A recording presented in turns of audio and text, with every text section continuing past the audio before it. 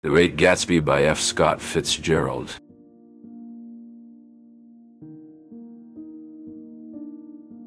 The Enigmatic Millionaire. Nick Carraway, a man of Midwestern roots and war-torn restlessness, found himself captivated by the grandeur of West Egg's mansions, yet none more so than J. Gatsby's. A palace where lights twirled with laughter and music wove through the air. It was a beacon for the elite to revel under the stars. Nick, drawn to the enigma of Gatsby, ventured to one of his illustrious parties. As the sun's last rays kissed the horizon goodbye, Nick meandered through the vibrant gardens, the scent of champagne and blooming flowers mingling with the symphony of laughter and jazz. The warm summer breeze carried whispers of Gatsby's legend, tales of an Oxford past and war heroics that tickled Nick's curiosity. Upon entering the mansion, Nick encountered Gatsby, a figure of poise and allure. His smile was magnetic, pulling in the room's attention as his eyes searched for an unseen face. "Mr. Gatsby, I presume?" Nick extended a hand. "I'm Nick Carraway, your neighbor." Gatsby greeted him with a warmth that felt like an embrace. "Ah, the elusive Mr. Carraway. Welcome to my little soiree." He gestured grandly, his charm palpable. Nick, intrigued by the extravagance, inquired, "Why all this splendor?" Gatsby's eyes danced over the guests before returning to Nick. "For someone special. You might meet her one day." His voice trailed off, a softness touching the edges of his usually firm tone. Nick sensed a story untold, a passion unfulfilled, lingering in Gatsby's gaze as it followed a distant memory. The party swirled around them, a kaleidoscope of the rich and beautiful, yet Gatsby stood apart, an enigmatic figure orchestrating the night's magic while lost in his own reverie. Nick watched as Gatsby excused himself to answer a hushed call, his expression shifting to one of urgency as he disappeared into the depths of the mansion. Nick's evening unfolded with the unraveling of Gatsby's facade, revealing a man not just of wealth and charm but of deep yearnings and secrets. As the moon climbed higher, casting silver over the revelry, Nick's intrigue deepened, promising him that the summer would unveil the layers of J. Gatsby, the enigmatic millionaire. Daisy's Lament. Daisy Buchanan lingered in the sunroom, the light casting a mosaic on the floor, a stark contrast to the shadowed corners of her heart. The room was a silent witness to the passage of time, marked only by the clock's soft ticking and the distant carefree laughter of her daughter.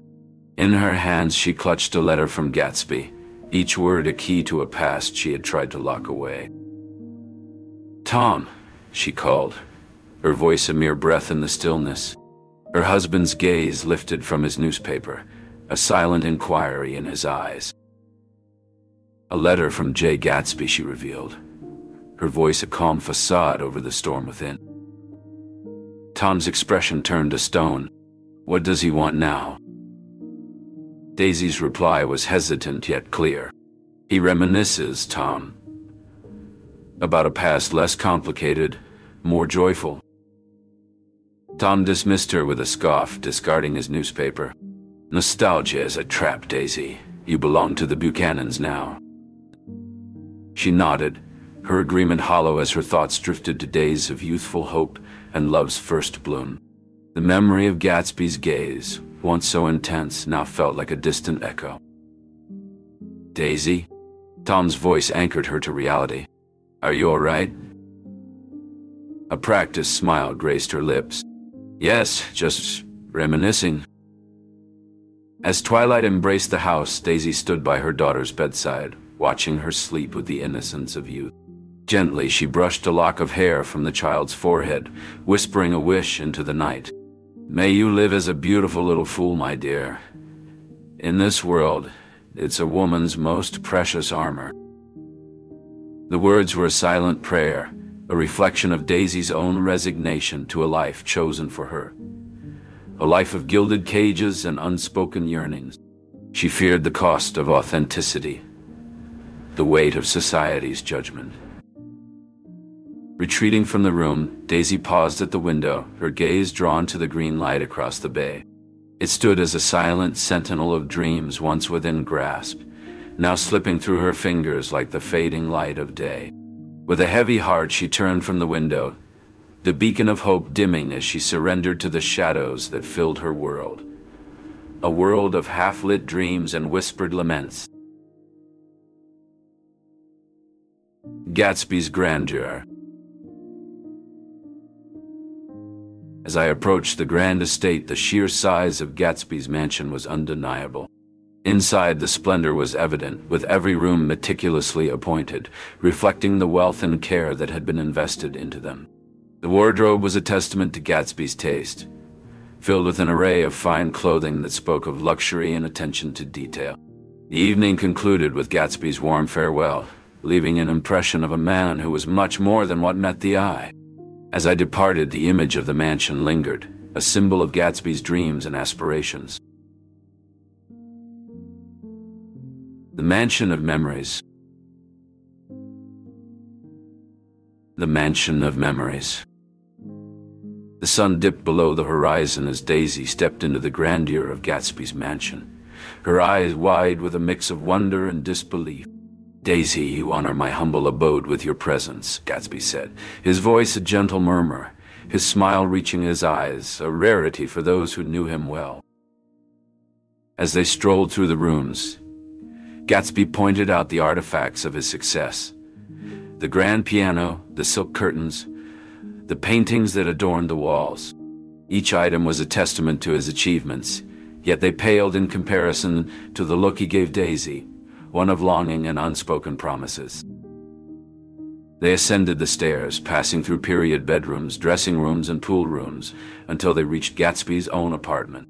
The air was thick with anticipation as they settled into the Adams study, surrounded by books and fine furnishings. Gatsby poured them each a glass of chartreuse, his eyes never leaving Daisy's face. In this intimate setting, Gatsby's facade slipped. "I've missed you," he confessed, his hands finding hers across the mahogany desk. "More than the stars miss the night sky." Daisy's heart fluttered, her own hands trembling in his. "And I, you, Jay. But we're from different worlds now." Chapter. The Mansion of Memories. The sun dipped below the horizon as Daisy stepped into the grandeur of Gatsby's mansion, her eyes wide with a mix of wonder and disbelief. "Daisy, you honor my humble abode with your presence," Gatsby said, his voice a gentle murmur, as he greeted her with a smile that reached his eyes, a rarity for those who knew him well. As they strolled through the rooms, Gatsby pointed out the artifacts of his success: the grand piano, the silk curtains, the paintings that adorned the walls. Each item was a testament to his achievements, yet they paled in comparison to the look he gave Daisy, one of longing and unspoken promises. As they made their way up the stairs, through period bedrooms, dressing rooms, and pool rooms, Gatsby's focus on Daisy only intensified. Finally, they arrived at Gatsby's own apartment, consisting of a bedroom, a bath, and an Adams study, where they sat down and drank a glass of chartreuse. In the privacy of the library, Gatsby's facade slipped. "I've missed you," he confessed, his hands finding hers across the mahogany desk. "More than the stars miss the night sky." Daisy's heart fluttered, her own hands trembling in his. "And I, you, Jay. But we're from different worlds now." Gatsby shook his head, his gaze unwavering. "I built this world for you, Daisy," he said, his eyes burning with intensity. "Every lavish party, every extravagant decoration, every detail of my life has been designed to win your heart, to prove myself worthy of you." Daisy's smile waned, and she felt a pang of sorrow. For in her heart, she knew that Gatsby's world, no matter how grand, could never be hers. As the night wore on, and the laughter grew louder, Daisy's thoughts turned to the past, to the memories that clung to the mansion's walls. She felt the weight of Gatsby's longing, a love that could never be recaptured, and the sorrow that would forever haunt the mansion of memories. Gatsby's voice was a soft plea, a whisper against the grandeur of his surroundings. "Don't you see? Every party, every song, every dance, it's all been for you. Daisy, her eyes reflecting the moonlight that filtered through the windows, remained silent. Her thoughts were a tumultuous sea, each wave crashing against the possibility of a life with Gatsby. The mansion, with its towering ceilings and echoing halls, seemed to close in on her, a gilded cage of Gatsby's making. As the final guests trickled out, the mansion settled into a hushed stillness, save for the distant lapping of the waves against the dock. It was there, in the quiet aftermath, that Daisy made her silent vow. A vow to cherish the memory of this night, of Gatsby's undying devotion, even as she knew it was a chapter in her life that must come to a close.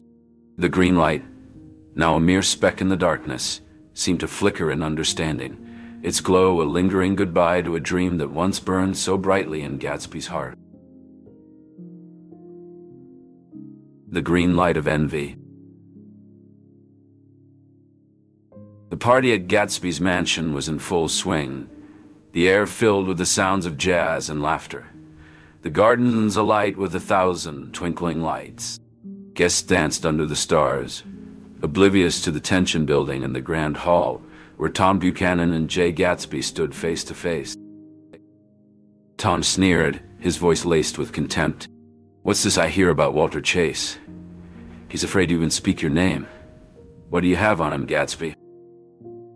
Gatsby's face remained impassive, but his voice rose slightly in defense. "There's nothing to discuss on that matter. I've done nothing wrong." Daisy watched from the sidelines, her hands clasped tightly together. The confrontation was drawing attention, and she could feel the weight of every gaze upon them. Tom laughed, a harsh sound that echoed off the marble walls. "You're a criminal, Gatsby." Gatsby's jaw clenched, and for a moment it looked as though he might confess to something far greater. But then he composed himself, shaking his head. "I'm not a criminal, Tom. You have no right to accuse me." The argument continued, the accusations flying, until Tom turned to Daisy, his voice cold and commanding. "We're leaving. Now." Daisy hesitated, her eyes flitting between Tom and Gatsby. I'm sorry, Jay." Gatsby stepped forward, his voice filled with desperation. "Daisy, tell him the truth. You love me." Daisy's resolve wavered, and she looked at Gatsby with a mixture of love and sorrow. "I do love you, Jay, but..." The green light at the end of Daisy's dock seemed to flicker and dim, the symbol of Gatsby's dreams and aspirations slipping further away. The party continued around them, but for Gatsby, the world had narrowed down to the pain in Daisy's eyes, and the realization that his dream was just that. A dream, unattainable and shrouded in envy. As the night wore on, Nick Carraway watched from the sidelines, wondering what had just transpired between Gatsby, Tom, and Daisy. The music and laughter continued to fill the air, but for Gatsby, the party was over. He excused himself, leaving Nick to wonder what had just happened. The green light seemed to mock him, a constant reminder of the elusive American dream that Gatsby so desperately pursued. Nick couldn't help but wonder if Gatsby would ever find what he was searching for, or if he would continue to chase an unattainable dream. The partygoers began to disperse, the music dying down as the night wore on. But for Nick, the real drama was only just beginning to unfold. The silence of the departing guests left a hollow echo behind, a stark contrast to the earlier revelry. In the quiet, the subtle sounds of the night began to emerge. The distant call of a night bird, the gentle lapping of the water against the dock. Gatsby stood alone, the ghostly silhouette of his mansion looming behind him, its windows dark and lifeless. As the last car disappeared down the drive, Gatsby's thoughts were a tumultuous storm of regret and longing. Daisy's words, though few, had pierced him deeper than any of Tom's accusations. The realization that his dream was unattainable was a bitter pill to swallow, and yet he couldn't help but cling to a sliver of hope. Nick, now alone on the terrace, watched the sky transition from the deep blues of twilight to the first hints of dawn. The party was over, but the story of Jay Gatsby was far from finished. The coming days would unravel the threads of a carefully woven tapestry, revealing the truths and lies entangled within. And Nick, the observer, would bear witness to it all, chronicling the rise and fall of a man who dared to dream too boldly. Collision Course. The summer air was thick with tension as the golden twilight cast long shadows across the lawns of East Egg. Inside the Buchanan Mansion, the atmosphere was charged, with voices raised and a heated argument that echoed through the opulent hall. "Why don't you admit it, Gatsby? You're nothing but a fraud." Tom Buchanan's voice lashed out at the man standing before him. Jay Gatsby tried to maintain his composure. "Tom, you're mistaken," he replied, his voice steady but his hands betraying a slight tremor. "I've made my fortune honestly, and Daisy knows the truth of my heart." Daisy Buchanan, caught in the middle, looked from her husband to her former lover. "Please, Tom, can't we just—" "No, Daisy?" Tom cut her off, turning his scornful gaze upon her. "You don't get to play the innocent here. You've been sneaking around with him behind my back." The room fell silent for a moment, the only sound the distant rumble of thunder. Then Daisy spoke up. "It's true, Tom. I love Gatsby. I always have." Tom's face turned a shade of red that matched the wine in his glass. "You love him," he spat out the words. "You're a Buchanan, Daisy. You have a child, a husband, and a reputation to uphold. You can't just throw it all away for some... Gatsby took a step forward, his eyes flashing with anger. "Tom, stop. This isn't about you or your family. It's about me and what I want." The argument was interrupted by a commotion outside. A car screeched to a halt, and the sound of shattering glass filled the air. The group rushed to the window, where they saw Myrtle Wilson lying in the road, her body broken and twisted. George Wilson, her husband, stumbled out of the garage, his eyes wild with grief. "Myrtle! Oh, Myrtle!" he wailed, dropping to his knees beside her lifeless body. Tom's face paled as he took in the scene. "Oh, God," he muttered, turning away from the window. "This is all because of you, Gatsby. You and your reckless driving." Gatsby's face was ashen, his eyes fixed on the tragedy outside. "No, Tom, it wasn't me. I swear on my life it wasn't me." His voice was barely a whisper, lost in the chaos of the moment. The accusation hung heavy in the air, a tangible force that seemed to press down on all present. As the reality of Myrtle's death sank in, the night's revelry turned to morning, and the glittering world of East Egg dimmed, overshadowed by the weight of consequence and the inescapable truth that their lives would never be the same. The Fall of Gatsby. The sun dipped below the horizon at West Egg, its last rays illuminating the grandeur of the mansions. George Wilson, driven by a silent resolve, made his way to Gatsby's estate. The open gates and the mansion's lit windows did little to deter him. As he strode up the driveway, the weight of his purpose was palpable. In the mansion, Gatsby lingered by the pool, a contemplative figure against the evening's calm. A disturbance broke his reverie, and he turned to face the source. George, emerging from the dimming light, confronted him with an unwavering gaze. "You took her from me," he declared. Gatsby, standing firm, replied, "It wasn't me, George. Myrtle's death was a tragic accident." Words were futile. The sound of gunfire shattered the night's stillness. Gatsby fell, and George's act of vengeance turned inward. Nick Carraway arrived to a scene of despair. The air was filled with the clamor of arriving authorities and the frenzy of the press. Amidst the turmoil, Nick's thoughts turned to Daisy, the unwitting catalyst of this sorrow. Surveying the disarray, Nick recognized the facade that had been Gatsby's dream. The opulence and romance were but veils over a void. And as the reality of Gatsby's demise settled in, it was clear that it was not the elusive green light that had undone him. Booth's own inability to relinquish the past, a flaw that had ultimately consumed him.